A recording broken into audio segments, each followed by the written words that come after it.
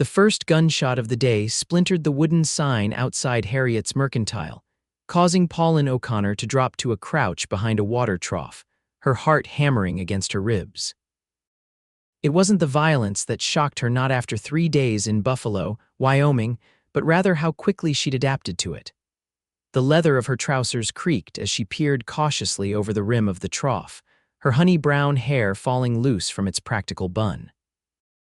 Buffalo in 1878 was nothing like the Boston she'd left behind. The frontier town sprawled raw and unfinished against the backdrop of the Bighorn Mountains, a place where fortunes and failures played out with equal drama beneath the vast Wyoming sky. "Get down, you fool." A rough hand grabbed her shoulder and pulled her fully behind the trough as another shot rang out. Pauline whipped around to face her rescuer, finding herself uncomfortably close to a man with sun-weathered skin and eyes the color of a summer storm. He smelled of leather, horses, and the open prairie. "I'm perfectly capable of taking cover on my own," she said, brushing his hand from her shoulder. The man's face registered momentary surprise before breaking into an amused grin. "Is that why you were sticking your head up like a prairie dog during a shootout?" Before Pauline could retort, 3 more shots cracked through the morning air, followed by the sound of breaking glass and a woman's scream. "Damn it," the stranger muttered. Another dispute at Sullivan's saloon. Third one this week. Pauline peered around the edge of the trough. Shouldn't someone do something? Sheriff's probably nursing a hangover. Besides, they usually settle these things themselves. He glanced at her properly for the first time, his eyes widening slightly as they traveled down to her trousers. "You're not from around here." It wasn't a question, but Pauline answered anyway. "Boston. I arrived on Tuesday's stage." "Boston," he repeated, as if tasting the word. "Long way from home." The shooting had stopped and townsfolk were cautiously emerging onto the street again. The man stood, dusting off his denim pants before offering Pauline his hand. She ignored it, rising smoothly on her own. "Adam Morley," he said, tipping his hat. "Most folks call me Ace." Pauline O'Connor. She straightened her vest over her white blouse. A passing woman in a calico dress noticed Pauline and made a scandalized noise. "Good heavens, she's wearing men's clothing." She stage whispered to her companion, loud enough for half the street to hear. Ace Morley turned, his eyes narrowing at the gossiping women. Pauline felt her face flame with embarrassment and anger, but before she could respond, 3 more women had stopped to stare. "Indecent," one muttered. "Just like those suffragist troublemakers back east," another added with evident distaste. Pauline lifted her chin defiantly. "I find it difficult to ride properly in skirts, and I've never seen the sense in being uncomfortable for the sake of propriety." This only fueled their disapproval. One elderly woman crossed the street rather than walk past Pauline. "Don't mind them," Ace said quietly. "Folks out here can be set in their ways." "I'm quite accustomed to disapproval," Pauline replied stiffly. Ace studied her for a moment. "You know what? You look like freedom to me." The unexpected comment caught Pauline off guard. "I beg your pardon, freedom," he repeated, his gaze direct and unapologetic. "All these folks see is a woman not knowing her place. I see someone who knows exactly who she is and doesn't much care what others think." That's what the West is supposed to be about. Something shifted in Pauline's chest, a recognition, perhaps, that she hadn't expected to find understanding in this dusty outpost. "Thank you, Mr. Morley, but I don't require validation from strangers." She nodded curtly and turned to leave. "Where are you staying?" he called after her. "The Wainwright Hotel," she answered without turning around. "You planning on staying long in Buffalo?" This time she did turn, one hand shading her eyes from the morning sun. "I've come to claim my uncle's property, Henry Blackburn." "He passed last winter." Ace's expression changed subtly. "Blackburn's place out by Crazy Woman Creek. You knew him." "Everyone knew old Henry." Ace hesitated. "That's rough country for a city woman, even one who wears trousers." Pauline smiled tightly. "Then it's fortunate I'm not just any city woman. Good day, Mr. Morley." As she walked away, Pauline could feel the weight of his gaze between her shoulder blades. She'd come to Wyoming to start over, to claim the independence she'd always craved. The last thing she needed was a handsome cowboy making assumptions about what she could or couldn't handle. But his words echoed in her mind as she navigated the rutted Main Street. You look like freedom to me." The Wainwright Hotel was the finest establishment in Buffalo, which wasn't saying much. The lobby featured a worn Persian carpet, a grandfather clock missing its minute hand, and a reception desk manned by a permanently suspicious clerk named Mr. Finch. "More gentlemen callers for you, Miss O'Connor," he said disapprovingly as Pauline entered. "I told them proper ladies don't receive visitors before noon." "I wasn't aware I had any callers, Mr. Finch. Two of them. One claimed to be from the bank, the other said he was representing some mining interest." Finch sniffed, left their cards. He handed over two slightly grubby calling cards. The first belonged to Theodore Washburn of the First Bank of Buffalo. The second was from someone named James Cortland, representing the Bighorn Mining Consortium. Did they say what they wanted? No, but I can guess. Finch leaned forward conspiratorially. "Word travels fast in Buffalo. They heard your Blackburn's air." Pauline tucked the cards into her pocket. "I'll deal with them tomorrow. I have preparations to make for my journey to my uncle's property." "Journey?" Finch's bushy eyebrows rose. "Miss O'Connor, Blackburn's place is nearly 30 miles from town. The road is poor and there've been reports of Sioux off the reservation. It's no journey for a woman alone," Pauline finished for him. "So I've been told. Repeatedly, now if you'll excuse me." In her room, Pauline unpacked the items she'd purchased that morning. Ammunition for the revolver her father had insisted she take, preserved foods, medical supplies, and maps. She'd planned to hire a guide, but the few inquiries she'd made had been met with either exorbitant fees or outright refusals once they realized a woman would be traveling alone. A knock at her door interrupted her inventory. She opened it to find a young maid clutching a folded note. "For you, Miss O'Connor." The note was brief. "Miss O'Connor, I'm heading toward Crazy Woman Creek tomorrow at first light. You're welcome to ride along if you still intend to visit Blackburn's place. No charge, consider it neighborly. I'll wait by the livery until 6. A." Morley Pauline read the note twice, then set it on her dresser. Neighborly indeed. She couldn't decide if the offer was genuine or if the handsome cowboy had some agenda of his own. Either way, she wasn't naive enough to believe the offer came without strings. Yet the practicality of the situation was undeniable. Traveling with someone who knew the territory made sense. And if this Ace Morley thought she would be appropriately grateful for his assistance, he was in for a disappointment. After a restless night in the hotel's lumpy bed, Pauline rose before dawn. She dressed in her most practical attire, sturdy brown trousers, a simple white blouse, and a fitted vest that she'd had custom-made in Boston. Over this, she donned a man's canvas duster that had belonged to her father. She braided her hair tightly and tucked it under a wide-brimmed hat. The livery stable sat at the edge of town, the scent of hay and horses growing stronger as Pauline approached. The eastern sky was just beginning to lighten, the first golden rays creeping over the distant mountains. Ace Morley was already there, adjusting the cinch on a handsome buckskin gelding. Another horse, a sturdy bay mare, stood saddled nearby. "You came," he said, straightening up. In the dawn light, his features seemed sharper, more defined. "I wasn't sure you would." "I'm full of surprises, Mr. Morley," he gestured to the bay. "This is Sadie. She's steady and sure-footed, good horse for mountain country." Pauline approached the mare, speaking softly and letting her catch her scent before stroking her velvety nose. "She's lovely. You've ridden before." "Since I was a child." Pauline checked the saddle and bridle with practiced efficiency. "My father believed all proper Bostonians should ride, though I doubt he imagined I'd be using those skills in Wyoming." Ace watched her with undisguised interest. "What brings you all the way out here, if you don't mind my asking? Most women don't travel 2,000 miles to claim a piece of wilderness." Pauline secured her saddlebags. "Most women don't have much choice in the matter." She swung into the saddle with easy grace. "Shall we?" They rode out of Buffalo as the town was just beginning to stir.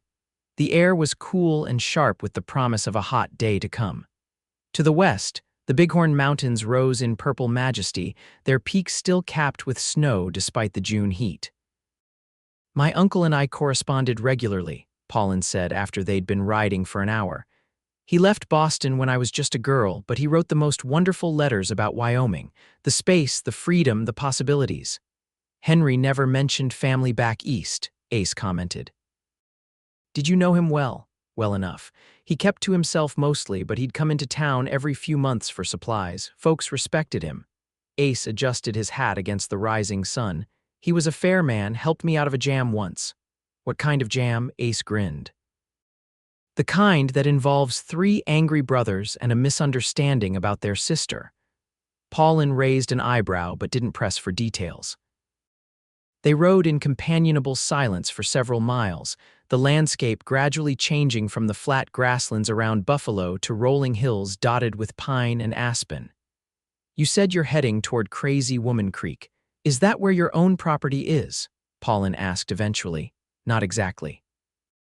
I'm delivering a horse to the Patterson Ranch about 5 miles beyond your uncle's place. So you're a horse trader, Ace laughed. Among other things, out here a man does whatever pays. I break horses, drive cattle, guide hunting parties, even tried my hand at gold prospecting for a spell. You never settled on one profession. Never settled, period. Something in his tone made Pauline glance over, but his expression revealed nothing. What about you? What did you do in Boston? I was a teacher, Pauline replied. At a school for girls. A teacher, Ace repeated thoughtfully. We could use more of those out here. Not many opportunities for proper learning beyond basic reading and arithmetic. I enjoyed it, Pauline said, surprised by his interest. But teaching positions for women are limited. Once you're deemed too old or too opinionated, opportunities dry up.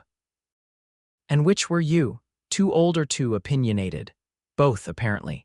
At 26, I was informed I was becoming a bit long in the tooth for shaping young minds. When I suggested that perhaps experience might be valuable in education, I was labeled difficult. Ace laughed, a genuine sound that made his eyes crinkle at the corners. I can see why you and old Henry would be related. He never did suffer fools gladly. They stopped to rest the horses at midday beside a clear, rushing creek. Ace unsaddled the animals while Pauline spread out a simple lunch of jerky, hard cheese, and apples. I've been thinking, Ace said as they ate, about your plans for Blackburn's place. Oh, Pauline took a sip from her canteen, waiting. It's good land, don't get me wrong. Fine grazing, decent water, some timber, but it's isolated. Nearest neighbor's the Patterson place, and that's a hard 5 miles in good weather. I'm aware of the challenges.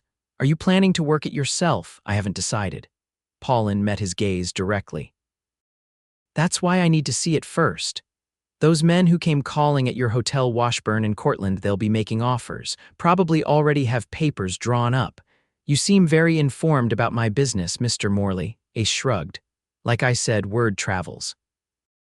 Washburn's been trying to consolidate land for cattle barons moving up from Colorado. Cortland represents mining interests that think there might be copper in these hills. And what's your interest? Pauline asked bluntly, just being neighborly, like I said. When Pauline gave him a skeptical look, he added, and I owed Henry. He'd want someone looking out for his kin. Pauline wasn't entirely convinced, but she let the matter drop. They remounted and continued their journey, the terrain growing increasingly rugged as they approached the foothills. By late afternoon, thunder clouds were building over the mountains. We should push on, Ace said, studying the darkening sky. There's a line shack about 3 miles ahead.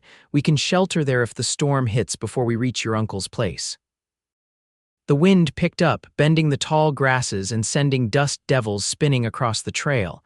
The horses grew nervous, ears flicking back and forth as thunder rumbled in the distance. Is this normal weather? Pauline called over the rising wind. For June, yes. Mountain storms can come up fast this time of year. They urged the horses to a faster pace, but the storm was moving quickly. The first fat raindrops began to fall when the line shack came into view, a small, sturdy cabin nestled against a stand of pines. By the time they reached it, rain was coming down in sheets. They dismounted quickly, and Ace led the horses to a lean-to shelter attached to one side of the cabin while Pauline pushed open the door. The interior was sparse but clean.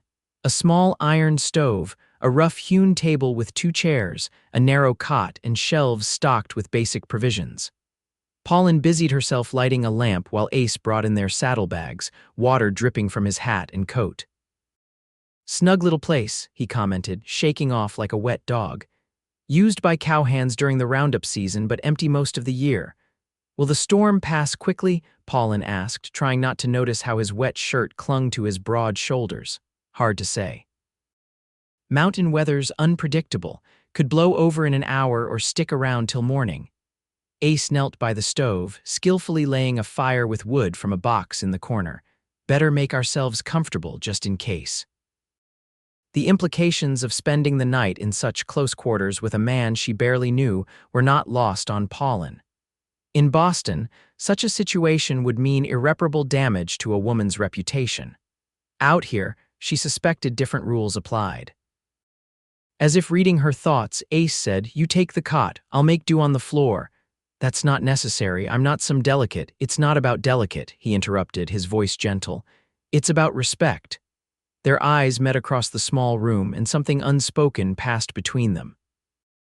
Pauline nodded, suddenly unable to find her voice. The storm raged outside, rain lashing the small windows and thunder shaking the cabin's timbers. Inside, they created a small island of warmth and light. Ace found coffee and beans in the supplies and set about preparing a simple meal while Pauline hung their wet outer garments near the stove. "You handle yourself well," Ace observed as they ate. "Most Eastern women I've met would be having hysterics by now."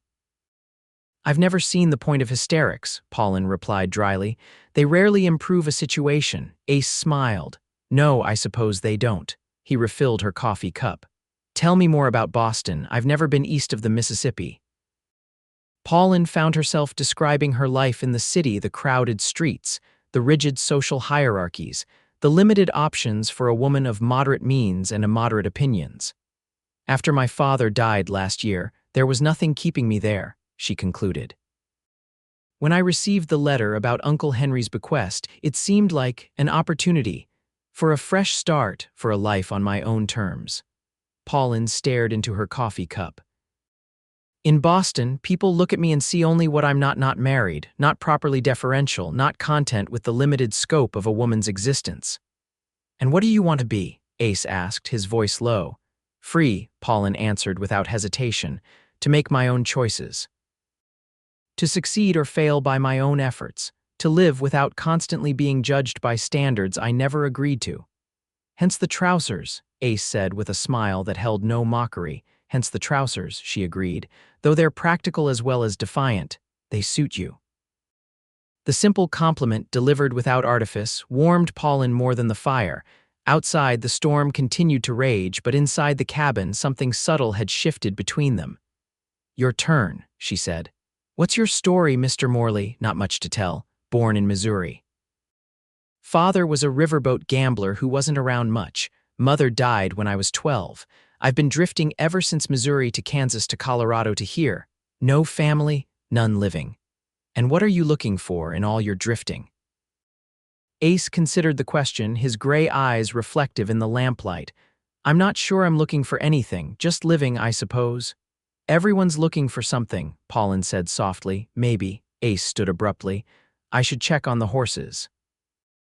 When he returned, soaked again from the brief excursion outside, they maintained a careful distance, he on the floor near the stove, she on the narrow cot.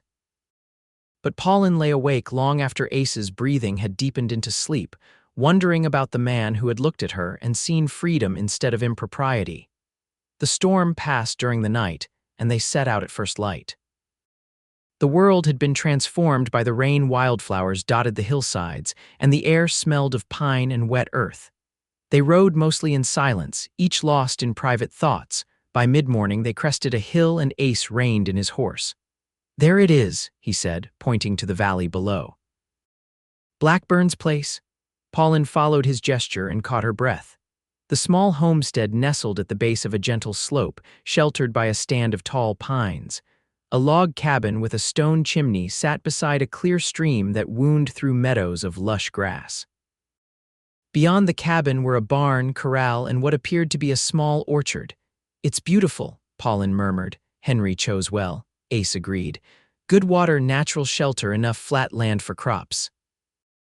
They rode down into the valley, and Pauline felt a strange sense of homecoming as they approached the cabin.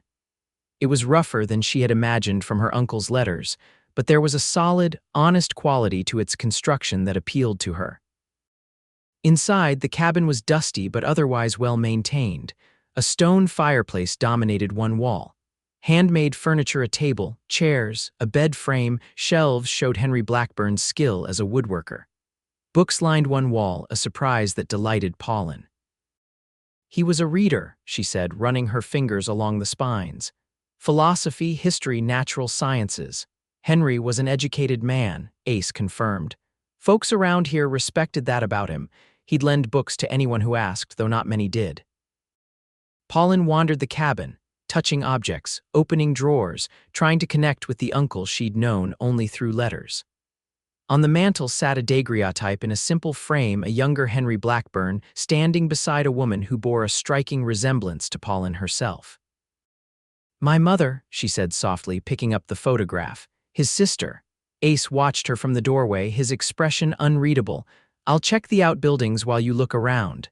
Left alone, Pauline continued her exploration. In a trunk at the foot of the bed, she found bundles of letters tied with string, her own correspondence to her uncle over the years. He had kept every letter. Beneath these was a leather-bound journal filled with Henry's precise handwriting. She set it aside to read later. By the time Ace returned, Pauline had swept the cabin and was washing the windows with water from the stream. "Barn's in good shape," he reported. "Roof needs some work before winter, but nothing urgent. There's a good vegetable garden gone a bit wild, and the orchard's mostly apple trees, some cherry. Few chickens have gone feral but could be rounded up. What about livestock? Neighbors took the cow and horses after Henry died. Sheriff's arrangement, they're caring for them until the rightful owner claimed the property." "That would be me," Pauline said, continuing her cleaning. Ace leaned against the doorframe. "You're really thinking of staying, aren't you?" "It's why I came. Alone." "Unless you know of available husbands lying about," Pauline replied tartly. Something flickered in Ace's eyes, amusement perhaps, or something more complex.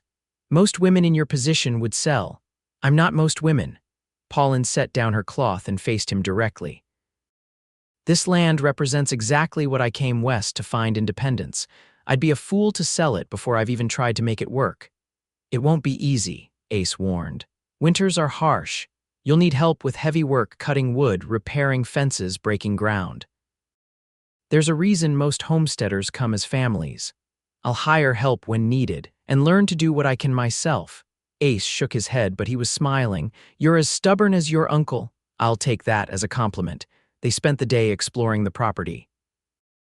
Ace showed Pauline the creek where Henry had built a small dam to divert water for irrigation, the best grazing meadows, the woodlot where he'd harvested timber for the cabin and outbuildings. As the sun began to set, they sat on the cabin's porch, watching the light change on the distant mountains. "We should head back to Buffalo tomorrow," Ace said. "You can make arrangements to return with proper supplies."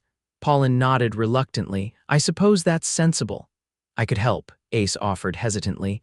"Get you settled, I mean, show you a few things about ranching." Pauline studied him in the fading light. "Why would you do that?" "Like I said, I owed Henry." Ace met her gaze steadily. "And maybe I respect what you're trying to do here." "I can't pay much," Pauline warned. "Wasn't asking for pay." Ace stretched his long legs out in front of him. "But if you're worried about propriety, I could bunk in the barn." The offer tempted Pauline more than she cared to admit. Not just the practical assistance, but the company. The prospect of facing the wilderness alone suddenly seemed more daunting than it had in Boston. "Let me think about it," she said finally. That night, by lamplight, Pauline read her uncle's journal while Ace repaired a broken chair he'd found in the barn. The journal revealed a man who had loved the solitude of his Wyoming home, but sometimes longed for family. In his later entries, Henry wrote of feeling his age, of wondering who would care for his land after he was gone. "I've written to Pauline," one entry read. "She's the only one who might understand what I've built here, not just a homestead, but a life of one's own choosing. Margaret's girl has her spirit, too much spirit for Boston, I expect." Pauline closed the journal, oddly moved by her uncle's insight. She glanced at Ace, who was focused intently on his work, strong hands moving with surprising delicacy as he fashioned a new spindle for the chair back. My uncle mentioned you, she said. Ace looked up, eyebrows raised. In his journal, several times, he writes that you helped him bring in his hay last summer when he was ill. Anyone would have done the same. He didn't think so. He called you one of the few honest men in 3 counties. Ace's mouth quirked in a half-smile. Henry was a fair judge of character, mostly. He also wrote that you're running from something. Pauline watched Ace's expression carefully. Are you? The smile faded. Everyone out here is running from something, Miss O'Connor, even you. I prefer to think I'm running toward something. Maybe it's both. Ace set aside the chair spindle. It's getting late. We should turn in if we're riding back tomorrow. Pauline recognized the deflection but didn't press. She took the bed while Ace made a pallet near the fireplace, just as they had in the lined shack. But sleep eluded her as she listened to the unfamiliar night sounds of the Wyoming wilderness, the hoot of an owl, the distant howl of a coyote, the rustling of wind through the pines. And beneath all that, the steady breathing of the man on the floor, who had looked at her and seen not a scandalous woman in trousers, but freedom incarnate. They arrived back in Buffalo late the next day to find the town buzzing with unusual activity. A crowd had gathered outside the sheriff's office, and men on horseback were coming and going with an urgency that suggested trouble. What's happening? Pauline asked as they rode down the main street. Ace frowned. Not sure, let's find out. They dismounted in front of the livery, and Ace approached a man he knew. What's all the commotion, Pete? Stage got robbed yesterday out on the Sheridan Road, Pete replied grimly. Driver killed, passengers roughed up, sheriff's organizing a posse. Natives? Ace asked. Nah, white men. 3 of them masked, took the strongbox and a lady's jewelry. Word is they might be the same bunch that hit the stage line down in Colorado last month. Pauline joined them, concern evident on her face. Was anyone else hurt? Pete eyed her trousers with obvious disapproval before answering. 2 passengers got banged up. They're over at Doc Sullivan's place. As Pete moved on, Ace turned to Pauline. This complicates things. Sheriff will be drafting men for the posse. I may have to go. Of course, Pauline said, though the thought of Ace riding after armed robbers sent a chill through her. How long will you be gone? Hard to say. Few days, maybe a week if they're good at covering their tracks. Ace hesitated. You should stay in town until this blows over. Outlaws on the loose make the territory even less safe for a woman alone. Pauline bristled at the implication but recognized the sense in his words. I need time to arrange supplies anyway. Good. Ace seemed relieved. I'll stable the horses and check in with the sheriff. Meet you at the hotel later. Pauline nodded and watched him lead the horses away, noting the easy confidence in his stride, the way other men acknowledged him with respect. In just 2 days, Ace Morley had become something more than a stranger to her, though she couldn't quite define what. At the Wainwright Hotel, Mr. Finch greeted her with his usual suspicion, compounded now by her dusty appearance and the fact that she'd been away overnight with a known bachelor. More callers, he announced, handing over several cards with the air of someone handling something distasteful. That banker's been by twice, said it was urgent. Pauline glanced at the cards, Washburn again, Cortland, and 2 others she didn't recognize. Thank you, Mr. Finch. I'll be receiving visitors tomorrow afternoon.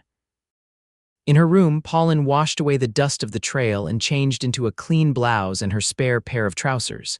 She was brushing her hair when a knock came at her door. Who is it? She called, quickly twisting her hair into a knot. Theodore Washburn, Miss O'Connor, First Bank of Buffalo. I apologize for the intrusion, but the matter is quite urgent.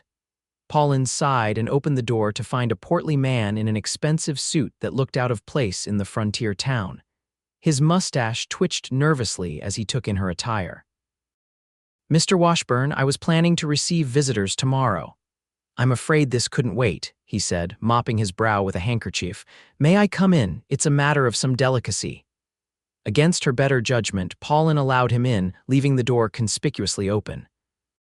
I understand you've been to see Blackburn's property, Washburn began without preamble. News travels fast in Buffalo.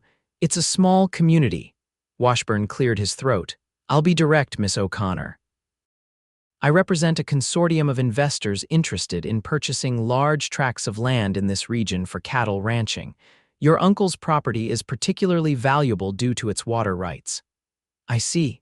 We're prepared to make a very generous offer. Washburn named a sum that, while substantial, didn't seem to reflect the true value of the land Pauline had seen. That's very interesting, Mr. Washburn, but I haven't decided to sell. The banker's face registered surprise. But surely you don't intend to work the land yourself, a single woman. It would be impossible. Nothing is impossible, Mr. Washburn, merely difficult. Miss O'Connor, I don't think you understand the challenges. Winters here are brutal, the work is backbreaking, and there are social considerations. Social considerations, this is a traditional community. People have certain expectations about women's roles. Your current attire has already caused considerable comment. Pauline smiled thinly. How fortunate that I didn't come to Wyoming seeking social approval. Washburn's expression hardened. I should inform you that there may be questions about your uncle's title to the land. Nothing serious, you understand, but legal matters that could take years to resolve. Are you threatening me, Mr. Washburn? The banker stood, merely advising you of potential complications.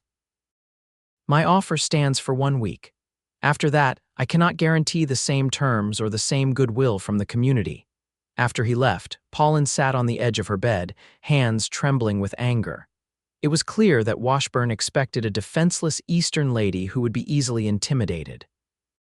The fact that he had misjudged her so completely gave Pauline a grim satisfaction.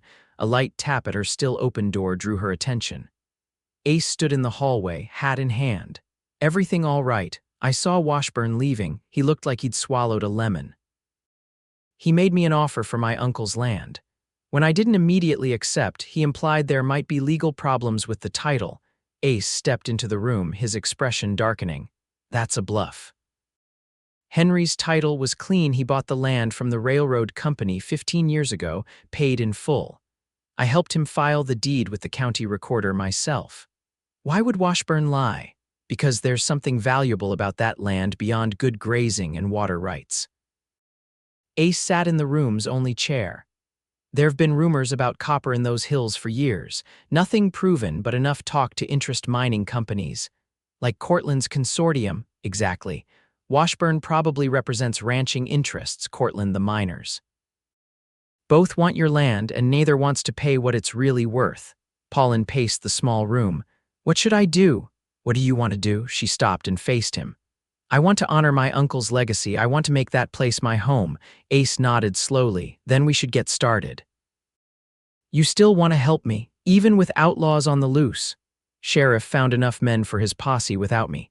Besides, Ace added with a crooked smile, someone needs to watch your back. Washburn doesn't strike me as the type to give up easily. Pauline hadn't realized how tense she'd been until that moment. The prospect of facing Buffalo's power brokers alone had been more daunting than she cared to admit. Thank you. Don't thank me yet. We've got a lot of work ahead. Over the next 2 days, Pauline and Ace prepared for her permanent move to the Blackburn homestead. They purchased supplies: flour, coffee, sugar, tools, seeds, ammunition, and arranged for delivery of the heavier items. Pauline interviewed and hired a young man named Tommy to help with the physical labor of establishing her ranch, and Ace negotiated the return of her uncle's livestock from the neighbors who had been caring for them. Throughout it all, Pauline was aware of the town's reaction to her. Women crossed the street to avoid her, mothers hurried their daughters away, and men alternately leered or scowled. Only a few individuals, the blacksmith, the Chinese laundry owner, and elderly schoolteacher, treated her with anything approaching respect. The hostility reached its peak on their 3rd evening in town. Pauline and Ace were having dinner at the hotel's small restaurant when a group of women approached their table. Mrs. Hollister, Ace acknowledged, standing politely. Ladies. A severe-looking woman in black bombazine ignored him, focusing her attention on Pauline. Miss O'Connor, I am Harriet Hollister, president of the Buffalo Ladies Moral Improvement Society. We've come to express our concern about your situation. Pauline set down her fork. My situation. Your inappropriate attire, your unchaperoned association with Mr. Morley, and your stated intention to live alone on an isolated homestead. Mrs. Hollister sniffed. Such behavior cannot be tolerated in a decent community. I wasn't aware I needed the community's permission to live my life, Mrs. Hollister. Young woman, your conduct reflects on all women in Buffalo. How are we to maintain proper standards if newcomers flout every convention of respectable society? Perhaps respectable society's conventions need re-examination, Pauline suggested mildly. Mrs. Hollister drew herself up. We have prepared a list of acceptable boarding houses in town where you may stay under proper supervision while you arrange the sale of your property. We've also collected some suitable clothing for you.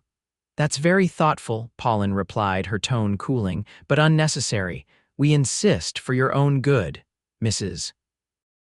Hollister, Ace interrupted, his voice low but firm.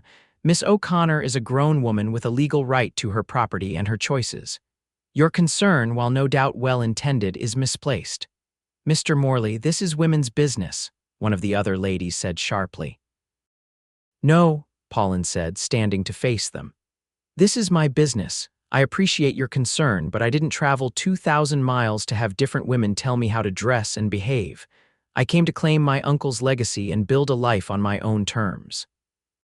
Then you will find yourself unwelcome in Buffalo society, Mrs. Hollister declared. I believe I can bear that burden, Pauline replied evenly. After the women departed in a rustle of disapproving skirts, Ace regarded Pauline with admiration. That was well handled. I've had practice. Boston had its share of Mrs. Hollisters, Pauline sighed. Though I admit I had hoped for a bit less opposition out west, people fear what they don't understand. A woman in trousers, living independently, it challenges everything they've been taught about how the world works. And you? Pauline asked, studying his face. What do you fear, Ace Morley? He met her gaze directly. Lately, the thought of you facing all this alone. The simple honesty of his answer caught Pauline off guard. For the first time since arriving in Wyoming, she allowed herself to acknowledge the attraction she felt toward this man, not just gratitude for his help, but something deeper and more complex. I'm not alone, she said softly.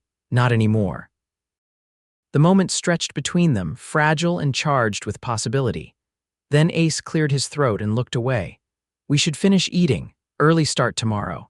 They left Buffalo at dawn the next day, Pauline riding Sadie and Ace on his buckskin, leading 2 pack mules laden with supplies.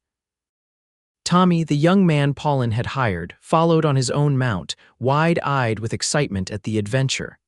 The journey back to the homestead was uneventful, though Ace kept them moving at a brisk pace, eyes scanning the horizon frequently. The stage robbery had everyone on edge, and even Tommy, barely 17 and usually talkative, rode in watchful silence. They reached the Blackburn place by mid-afternoon. Seeing it again, Pauline felt a surge of possessive pride. This was hers now, the sturdy cabin, the clear stream, the meadows and woodlots. It represented everything she had come west to find. Ace directed Tommy to unload the mules while he and Pauline walked the property, making plans. They would need to repair the barn roof before winter, clear the overgrown garden, mend fences, and a dozen other tasks. Pauline listened and asked questions, mentally cataloging the knowledge she would need to acquire. That evening, after Tommy had retired to the barn loft where he would sleep, Pauline and Ace sat on the cabin's porch, watching the stars emerge in the vast Wyoming sky. I've been meaning to ask, Pauline said, breaking a comfortable silence. What did you mean when you said I look like freedom? Ace took his time answering, his profile thoughtful in the deepening twilight. Out here, freedom is what everyone's chasing one way or another. Freedom from the law, from society's rules, from the past. But most folks don't recognize it when they see it. And you think I do. I think you embody it, Ace said simply. You're living on your own terms, consequences be damned. That's real freedom. Is that what you're chasing, freedom from your past? Ace gave her a sidelong glance. You don't give up, do you? Not when something matters, he sighed. I told you my father was a riverboat gambler. What I didn't mention was that he was also a thief. Taught me the trade, young picking pockets, running confidence games. By 15, I was his partner. By 18, I was better at it than he was. Pauline remained silent, absorbing this revelation. 3 years ago, a con went wrong, bad wrong. A man died not by my hand, but because of a situation I helped create. Ace stared into the darkness. I've been trying to outrun that ever since, trying to be someone different. Is that why you helped my uncle, why you're helping me? Partly. And partly because Henry saw something in me worth salvaging. Ace turned to her. Like I see something in you worth protecting. I don't need protection, Pauline said automatically. Everyone needs someone watching their back, Pauline, even you. It was the first time he'd used her given name, and the intimacy of it sent a shiver through her that had nothing to do with the cooling night air. I should turn in, she said, rising abruptly. Good night, Ace. In the solitude of the cabin, Pauline tried to make sense of her conflicted feelings. Ace's confession should have repelled her, a con man, a thief, implicated in a death. Yet his honesty, his obvious remorse, and his determination to change spoke of a man with a conscience, with principles beneath the rough exterior. And there was the undeniable attraction she felt, growing stronger with each day spent in his company. It wasn't just his handsome face or the lean strength of his body, but the way he looked at her as if he truly saw her, not as a curiosity or a challenge, but as a person of value. The next week passed in a blur of activity. Tommy proved to be a willing worker, if inexperienced. Under Ace's direction, they began repairing the most urgent issues with the homestead, patching the barn roof, clearing irrigation ditches, mending broken fences. Pauline insisted on doing her share, learning to split wood, repair tools, and tend the garden. The neighbors Henry had mentioned in his letters began to visit first the Pattersons, whose ranch lay 5 miles to the west, then the Hansons, a Norwegian family with a small farm to the north. They brought housewarming gifts of preserves, home-brewed beer, and practical items like candles and soap. All were openly curious about the Eastern woman in trousers, but unlike the townsfolk of Buffalo, they seemed to reserve judgment. They'll take your measure by what you do, not what you wear, Ace explained after the Hansons left. Out here, being a good neighbor matters more than following conventions. And am I being a good neighbor? Pauline asked, storing Mrs. Hanson's gift of blackberry preserves. You're learning, Ace said with a smile. Offering Tommy's help with their harvest was a good start, and inviting their daughters for reading lessons that was inspired. Pauline had made the offer on impulse, noticing how Mrs. Hanson's eyes had lingered on Henry's bookshelf. They deserve education as much as any Boston girl. More, maybe, they'll put it to practical use. As June turned to July, the days fell into a rhythm. Mornings were for heavy work, while the afternoons were often too hot for anything but indoor tasks or fishing in the creek's shaded pools. Evenings were for planning, reading by lamplight, or simply sitting on the porch, talking while watching the sunset paint the mountains. Ace taught Pauline to shoot properly, not just her small revolver, but the rifle Henry had left. He showed her how to track game, how to predict weather from cloud patterns, how to find her way using the stars. In return, she read to him from Henry's books Emerson, Thoreau, Whitman, voices that spoke of self-reliance and the connection between humanity and nature. Through it all, the attraction between them grew, expressed in lingering glances, in hands touching briefly while passing tools, in conversations that lasted late into the night. Yet both maintained a careful distance, aware of Tommy's presence and the complications their feelings presented. Then came the day that changed everything. Pauline was alone at the homestead, Ace and Tommy having ridden to the Patterson place to help with a difficult calving. She was in the garden, harvesting early peas, when she heard horses approaching. Looking up, she saw 3 riders cresting the hill that led to the main road. At first, she thought it might be neighbors, but as they drew closer, she recognized Theodore Washburn's portly figure. The other 2 men were strangers, hard-faced individuals who sat their horses like men accustomed to long hours in the saddle. Pauline straightened, brushing soil from her hands, and walked to meet them. She was acutely aware of being alone, but she kept her expression neutral as they dismounted. Mr. Washburn, this is an unexpected visit. The banker removed his hat, mopping his brow. Miss O'Connor, I see you've settled in. Yes, quite comfortably. I've come to discuss business. My offer for your property expires today. As I told you in Buffalo, I'm not interested in selling. Washburn's expression tightened. I had hoped you might reconsider after experiencing the realities of frontier life. This is no place for a woman alone. I'm managing well, thank you. One of the men with Washburn spat tobacco juice onto the ground. This is a waste of time, Theodore. She ain't gonna sell willing. Patience, Mr. Deeks, Washburn said sharply. To Pauline, he continued, perhaps I should be more direct. The consortium I represent wants this land. We're prepared to pay fairly, but we will have it one way or another. Is that a threat, Mr. Washburn? A reality. Homesteads like yours have a way of encountering misfortunes. Fire is a constant danger, livestock disappear, sometimes people get hurt. Pauline's hand moved toward the pocket where she kept her small revolver, but she stopped herself. I think you should leave now. Think about your situation, Miss O'Connor, Washburn persisted. You're alone out here. No one would question if you decided frontier life was too difficult and returned east. I believe the lady asked you to leave, a new voice said. All four turned to see Ace Morley sitting on his buckskin at the edge of the yard, rifle resting casually across his saddle. Behind him was Tommy, looking nervous but determined, Washburn's face flushed with anger. Morley, I might have known you'd be mixed up in this. Just being neighborly, Ace drawled, though Pauline could see the tension in his posture. Now, why don't you and your friends head back to Buffalo? Miss O'Connor's made her position clear. The two men with Washburn exchanged glances, hands drifting toward their holstered revolvers. 3 against 2, one muttered. I like those odds. Better check your arithmetic, came another voice from the direction of the creek. An older man with a weathered face and a sheriff's badge stepped into view, shotgun in hand. Sam Patterson sent word you boys might be causing trouble out this way. Sheriff Taylor, Washburn said, his confident demeanor faltering. This is a private business matter. Threatening a woman on her own property ain't private, it's criminal. The sheriff's expression was coldly professional.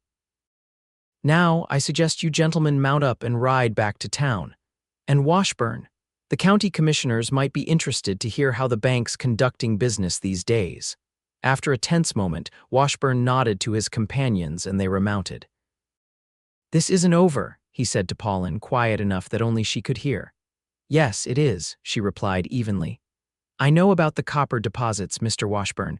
My uncle mentioned them in his journal. If you or your associates trespass on my property again, I'll file charges.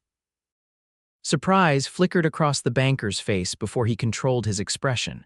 Without another word, he turned his horse and rode away, his men following. Ace dismounted and crossed to Pauline, concern evident in his face. Are you all right?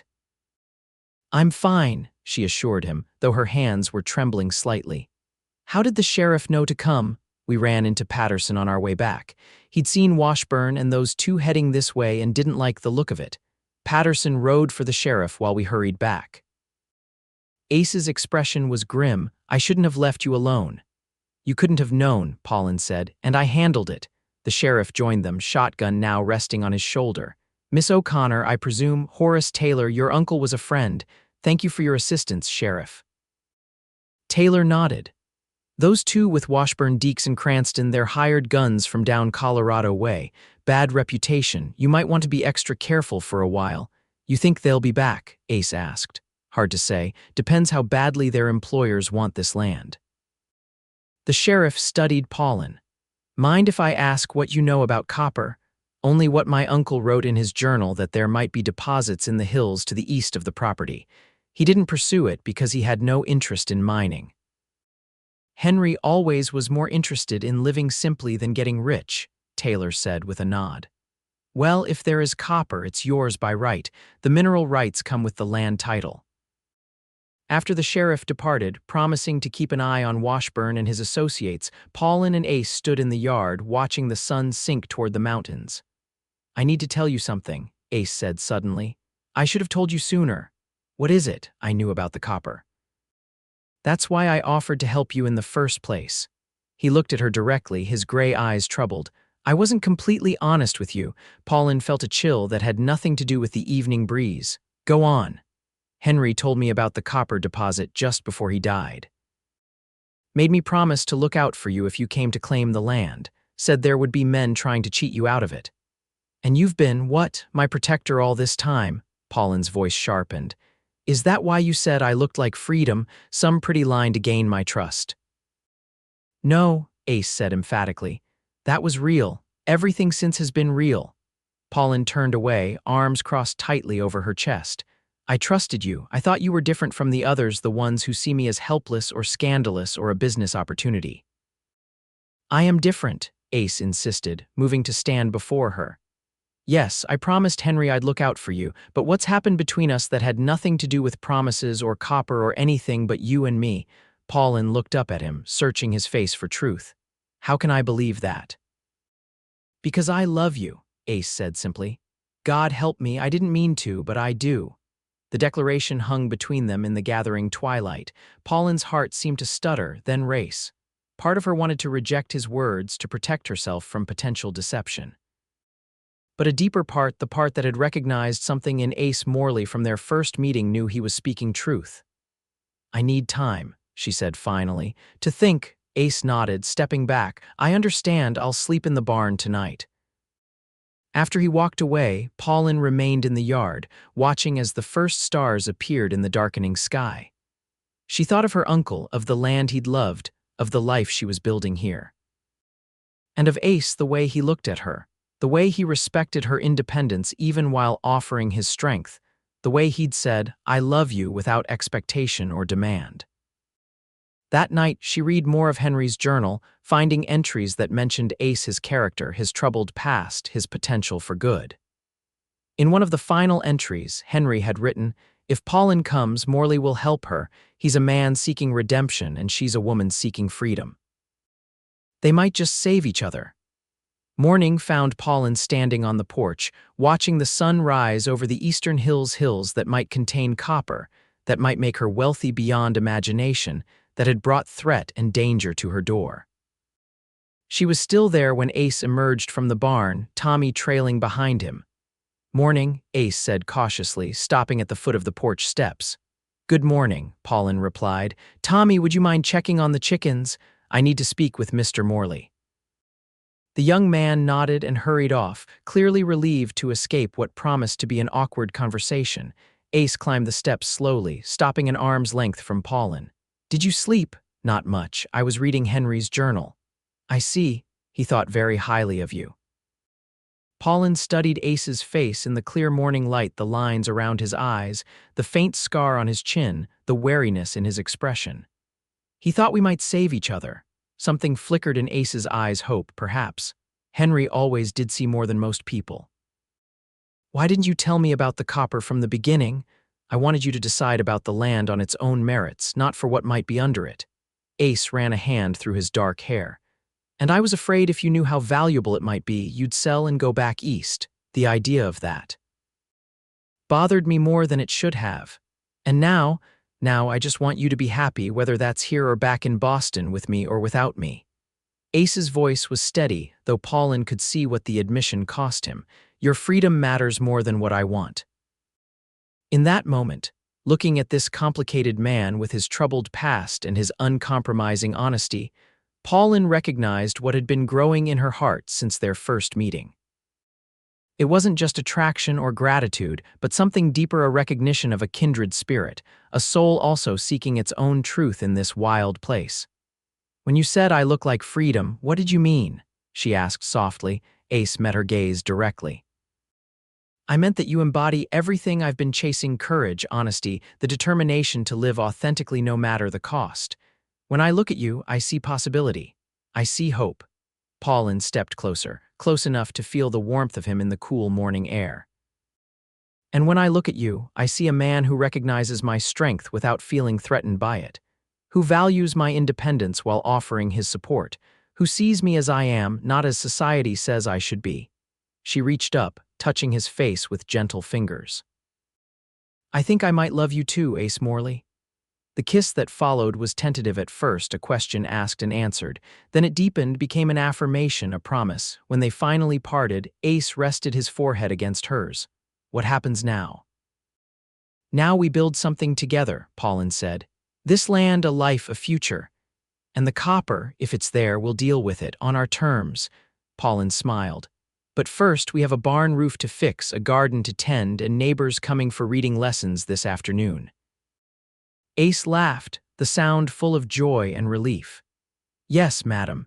In the weeks that followed, Pauline and Ace settled into a new rhythm, still working side by side, but now with the freedom to touch, to kiss, to share their thoughts and dreams openly. Tommy, initially embarrassed by their obvious affection, soon accepted it with the resilience of youth. Sheriff Taylor kept his word about watching Washburn. The banker made no further attempts to pressure Pauline, though rumors reached them that he had lost the backing of his consortium after the confrontation at the homestead. As for the copper, a survey eventually confirmed its presence, though in smaller quantities than rumored. Pauline and Ace decided to lease the mineral rights rather than sell outright, providing a steady income while maintaining control of the land. By autumn, the homestead had been fully restored. The garden yielded a bountiful harvest, the orchard's apples were preserved for winter, and the barn was filled with hay.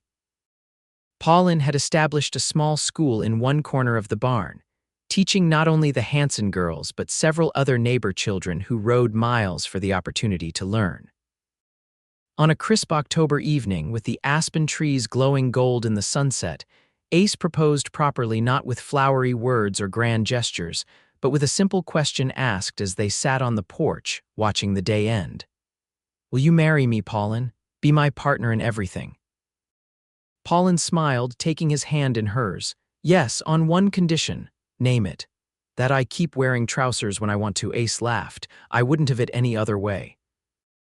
They were married in November, in the cabin Henry had built, with Sheriff Taylor officiating and their neighbors as witnesses. Pauline wore a new dress for the occasion, a concession to tradition that amused rather than annoyed her, but changed back into her comfortable trousers for the celebration that followed. Mrs. Hollister and her Moral Improvement Society were predictably scandalized by the entire affair, but their disapproval mattered little to the couple who had found in each other not just love, but true partnership. 5 years later, Pauline stood on that same porch, watching a very different scene unfold. Ace was in the yard, teaching their 3-year-old son Henry how to throw a lasso while baby Elizabeth slept in a cradle nearby. The homestead had grown a new wing added to the cabin. More outbuildings, fenced pastures with cattle and horses bearing the MO brand Ace had designed. The copper mine on the eastern edge of their property operated 3 days a week, employing several local men including Tommy, now a capable young foreman. The profits had allowed them to establish a proper schoolhouse in the valley where Pauline taught 3 days a week, with students coming from as far as Buffalo for her classes. Papa, I did it?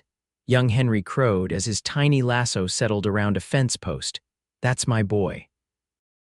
Ace scooped up his son, swinging him high before settling him on his shoulders.